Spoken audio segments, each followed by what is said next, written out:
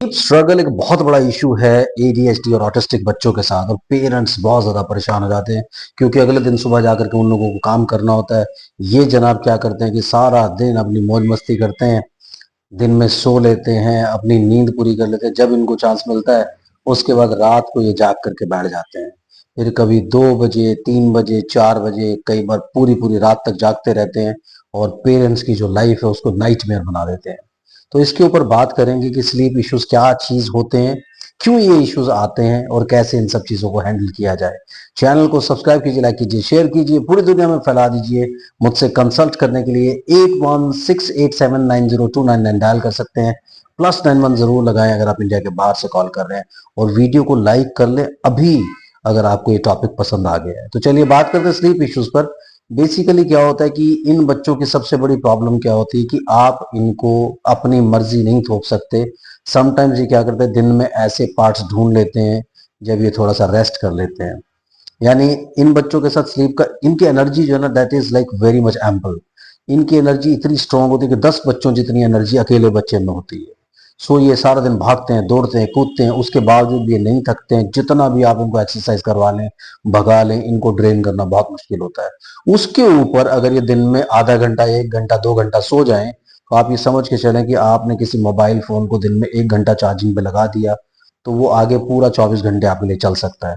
इनके लिए बिल्कुल वैसा ही होता है। अगर इन बिटवीन ये 1 घंटे का रेस्ट कर लें तो आप ये समझिए कि पूरी रात में 3-4 घंटे, उस 1 घंटे के बदले ये 4 घंटा, 5 घंटा एक्स्ट्रा जाग सकते हैं। तो इसलिए दिन में ऐसी कोई गलती ना करें, पहली बात तो, कि इन्हें दिन में सोने ना दे। दूसरी बात, ये प्रॉब्लम आती इस वजह से है क्योंकि हर वक्त इमेजिनेशन होती है। जब भी आप सोने की कोशिश करते हैं आपको एक रिलैक्स स्टेट में आना पड़ता है, या आप बुरी तरह से थक जाएं कि अब तो कुछ हो ही नहीं सकता, आपकी बॉडी खुद ही सोने के लिए चली जाएगी। तो इन बच्चों में प्रॉब्लम क्या होती है कि हमेशा, क्योंकि स्क्रीन, स्पेशली वर्चुअल ऑटिज्म या ऐसे बच्चे जिनमें एडीएचडी का प्रॉब्लम होता है, उन बच्चों में स्लीप इश्यूज बहुत ज्यादा होते हैं।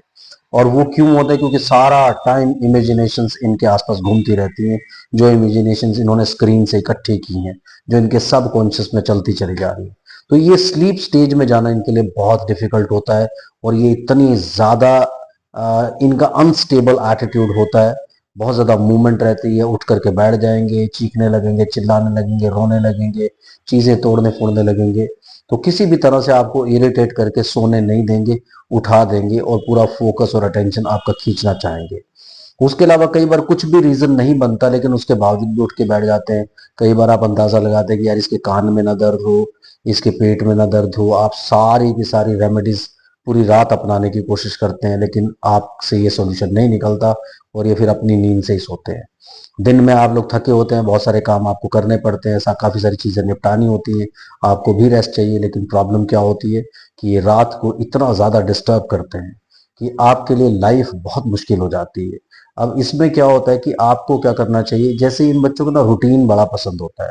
तो कहते हैं ना कि कई बार आपको, जैसे एंटीबायोटिक्स होता है, वो सेम ऑर्गेनिज्म से पैदा होता है, उसी ऑर्गेनिज्म के लिए यूज किया जाता है। बिल्कुल इसी तरह से क्या करना है कि आपको इनके रूटीन और इनका जो स्टाइल होता है, इनका स्टाइल ऑफ लिविंग क्या होता है कि डिसिप्लिन बहुत पसंद करते हैं, इसके बाद ये, इसके बाद ये, इसके बाद ये। तो आप डिसिप्लिन से शाम को ही शुरू हो जाए और राग गाना शुरू कर दीजिए कि इसके बाद हम लोग नीनी करेंगे, नींद करेंगे, सोने जाएंगे।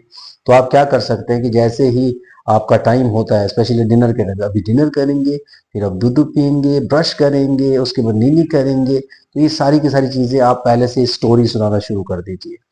उसके बाद कोशिश कीजिए कि आप इनके पास लेट करके टाइम से, जैसे आपने 10 बजे का रखा है कि 10 बजे हम लोग सोएंगे, 11 बजे हम लोग सोएंगे, जो भी आपका टाइम है, उस टाइम पे आप या तो लाइट्स को कंप्लीटली ऑफ कर दीजिए या लाइट्स को डिम कर दीजिए। बिल्कुल ऐसा एम्बियंस बना लीजिए कि जिसमें इनको रिलैक्सेशन मिले।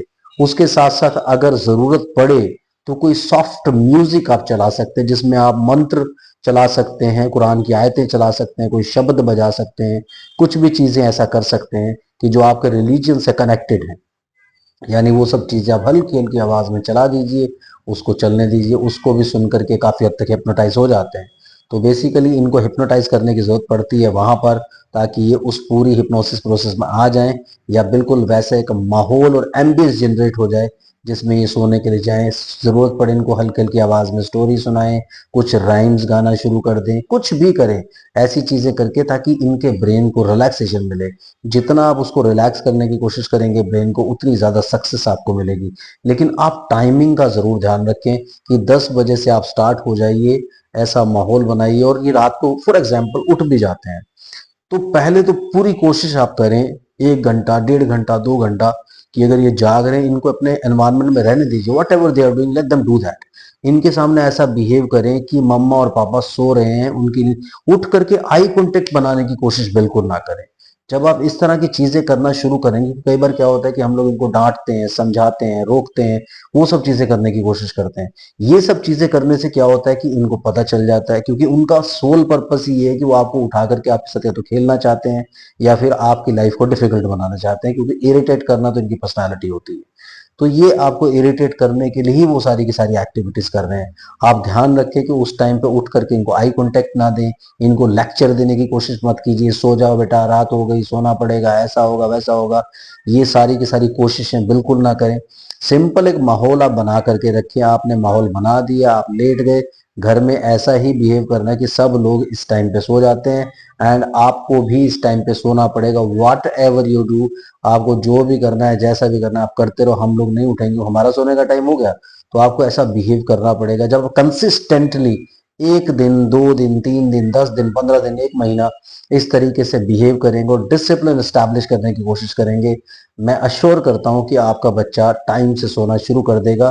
वो उस चीज को रीड कर लेगा कि इनके घर में इस तरह के सिचुएशंस हो जाती हैं, मेरे घर में इस तरह की सिचुएशंस हो जाती हैं जब स्लीपिंग टाइम होता है, और ऐसे स्लीपिंग टाइम को ऑर्गेनाइज किया जाता है।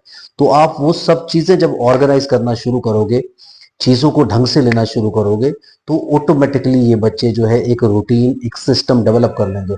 याद रखिए, इन बच्चों को रूटीन और डिसिप्लिन से बहुत प्यार होता है, यानी ये डिसिप्लिन को तो बहुत मानते हैं। सो जब आप डिसिप्लिन इनको किसी भी तरह का देने की कोशिश करेंगे ना, तो वो डिसिप्लिन देने से क्या फायदा मिलेगा कि ये बच्चे ऑर्गेनाइज होते चले जाएंगे। और ये प्रॉब्लम जो है ना, सिर्फ आपके बच्चे के साथ नहीं आ रही है, ये प्रॉब्लम जितने भी बच्चे जिनको एडीएचडी का प्रॉब्लम है या वर्चुअल ऑटिज्म का प्रॉब्लम है, उनमें स्लीप इश्यूज बहुत ज्यादा होते हैं। क्लासिकल ऑटिज्म के केसेस में स्लीप इश्यूज इतने नहीं आते। रीजन क्या होता है? क्योंकि वो बच्चे वैसे ही बहुत ज्यादा काम होते हैं, क्योंकि उन बच्चों में स्टार्टिंग में ही वो सारी की सारी चीजें डेवलप नहीं हुई, और वो अपने में ही एक खोए रहते हैं, वर्ल्ड बना करके रखते हैं। लेकिन वर्चुअल ऑटिज्म वाले जो बच्चे होते हैं, वो किसी चीज को ढूंढ रहे हैं, इमेजिनेशन है, उनके पीछे दौड़ रहे हैं, और लेटने के बाद वो इमेजिनेशन और ज्यादा स्ट्रांग हो जाती है। तो जब इस तरीके से इमेजिनेशंस मिलना शुरू होती हैं, इन बच्चों की रिलैक्सेशन काफ़ी डिस्टर्ब हो जाती है, और वो डिस्टर्ब होने की वजह से ये बच्चे टाइम से नहीं सो पाते हैं, और ना सोने की वजह से आपकी लाइफ भी डिस्टर्ब होती है, इन बच्चों की लाइफ तो नेचुरली डिस्टर्ब होती ही है। इसी तरीके से आप इनको ऑर्गेनाइज करना शुरू कीजिए, डिसिप्लिन बनाइए, आई श्योर यू सब चीज़ें जल्दी ठीक होंगी। Keep commenting, thank you very much. ज़्यादा कमेंट, ज़्यादा वीडियोस, बाय बाय।